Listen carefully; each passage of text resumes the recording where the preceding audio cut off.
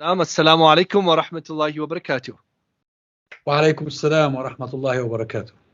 Shukran for joining us. We always appreciate your time. Dr. Azzam, why is the UK planning to outlaw Palestine's Hamas group? Well, I guess that they find the environment locally and globally, as well as in the region, appropriate for something like this to be done, something that was unthinkable until recently. And I regret to say that this environment has been created by an increasing number of Arab states led by Saudi Arabia and the United Arab Emirates, then followed by Sudan, Morocco, and Bahrain, to normalize relations with Israel. And it is this lobby, the lobby of those who normalize with Israel, that has joined hands and arms with the Zionist lobby itself to pressure the UK government into criminalizing anybody who expresses support or sympathy for Hamas. And I think this is a very unfortunate decision on the part of the British government, because eventually it will deprive the British government of any leverage, of any ability to contribute in any positive way to resolving the conflict in the region.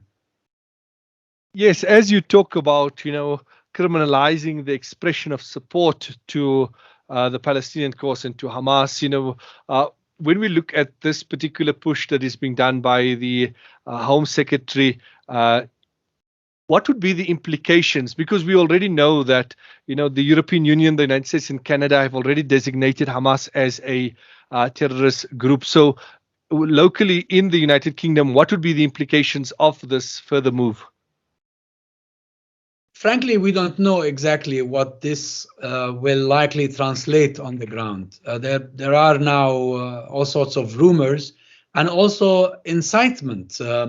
Soon after Secretary Patel announced her desire to bring such a draft law to the Parliament, several outlets belonging to the United Arab Emirates and Saudi Arabia, both in Arabic and English, started inciting the British government against certain individuals within the UK, against certain institutions, hailing the decision as a landmark, and even asking the British government to strip certain Palestinians of their British nationality. I mean, to this extent, something that was unthinkable until today. And we've seen leaks suggesting that the law intended by the Home Secretary to be presented to Parliament on Wednesday might include an item or an article that grants the British government the mandate and the authority to strip any individual deemed to be a threat to British security or to British interests of their nationality. So the repercussions can be enormous, or if the British legal system stands in resistance to such a move, probably it will not materialize into much. Yes, that is the important thing, the resistance that is required in this regard. As you've referenced, the Secretary of State Patel, it seems as though she's been pushing this agenda on behalf of Israel for a while now. What do we know about her meetings and, her stance on the Palestinian issue?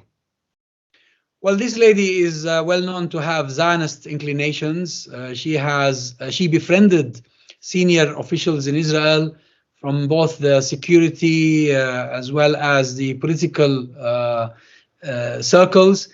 And in 2017 or 2018, she was embroiled in a scandal because she went on a private visit to occupied Palestine and went to the Golan Heights, met with Israeli officials, and in her capacity as minister or as secretary of international development, she seemed to promise the Israelis to crack down on support for Palestinians, for Palestinian developmental projects, whether in Gaza or in the West Bank. And she was sacked because of that at the time.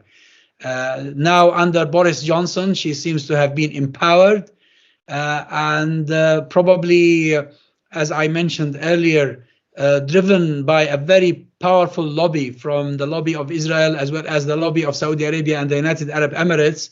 She has taken this daring step. Yes. What has been the response from Hamas with regards to these developments? Well, Hamas denounced this move, but frankly, there is very little Hamas can do to prevent it. But at the same time, Hamas will not really lose much as a result, because Hamas has no offices in the UK, has no operations, has no institutions, and has no representatives. Yes, a good number of people, Palestinian as well as non-Palestinian, see Hamas as a legitimate organization. They support it, they sympathize with it, because it represents a majority of the Palestinians, as shown by various elections and polls. But apart from that, there is really nothing Hamas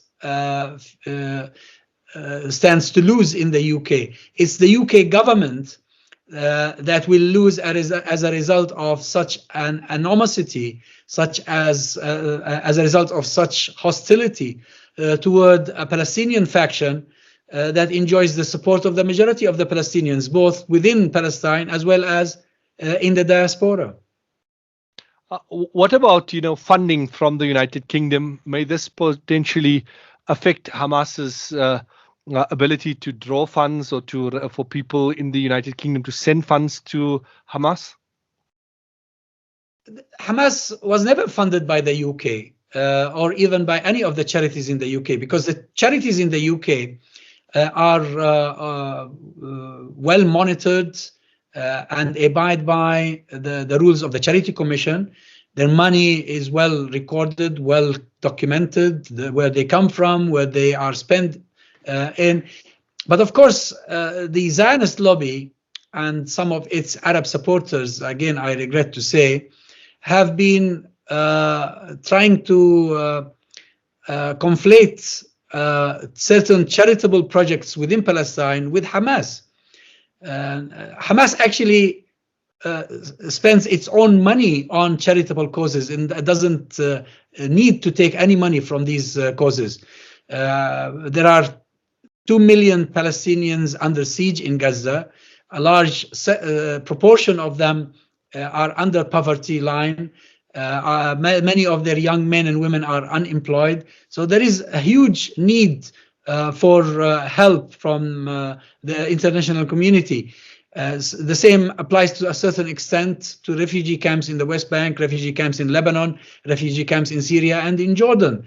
Now, if aid is going to be withheld to all these people who are in great need because of suspicion or because of accusations that they have anything to do with Hamas, that is going to only augment, that's going to result in augmenting their suffering and will not solve any of the problems that exist in the region.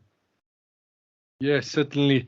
As you indicate that there seems to be more to be lost to the United Kingdom, and the fact that they will not be able to play any meaningful role going forward. Dr. Azzam, as always, we appreciate your time on Radio Islam. Shukran jazilan for joining us. Jazakumullah khair for availing your time. Thank you. Assalamu alaikum. Assalamu alaikum wa rahmatullahi wa barakatuh. That was Dr. Azzam Tamimi, who is a well-known British Palestinian academic, talking